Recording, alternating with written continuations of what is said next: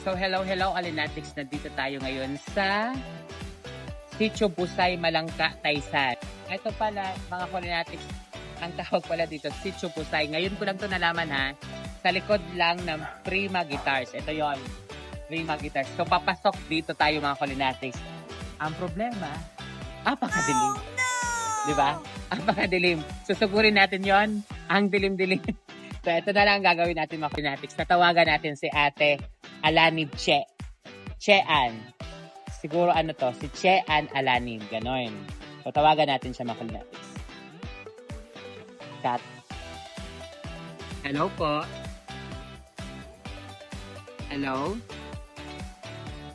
Hello po, good evening. Si ano po ini? Si Chean Alanib po ini. Opo. Ako po si Santa Oli. Nag-comment po siya sa Oli TV. Makakatanggap po siya ng blessing. Tutulog na daw si Ate Chean. Ate Che, ang aga mo naman matulog. Charles, so hintayin natin yung asawa niya mga Alinatics. So tignan nyo yan mga Alinatics sa effort akong effort ha. Kahit madilim. Ayun na atan si Kuya yung nagpo-flashlight. Ayun na. Let's go mga Alinatics. One for all for one. So ayun mga Alinatics, finally narating na natin yung tinahak natin na napakadilim mga Alinatics. Ito po pala yung asawa ni Ate Chean. So ayun mga Alinatics, pagod sa trabaho si Ate Che, kaya yung asawa niya na lang yung nadat na nating gising. Kasi tignan nyo naman mga Alinatics, 8:33 PM, di ba? So goodbye gang yan, Charles. So ayan, congratulations kuya. Ang comment ng asawa mo po is pangdagdag daw pambili ng pambaon-baon sa mga anak mo. Ilan ang anak mo kuya?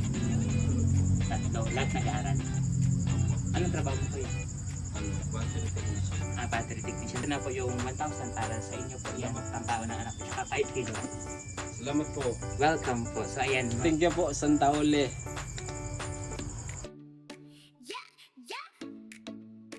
Kaya mag-comment lang na mag-comment mga ka-Alinatics. Malay mo, ikaw nang aking mapuntahan next time at mabigyan ng blessing. Tama po talaga yung sabi mo na huwag mawawalan ng pag-asa, comment na ng comment.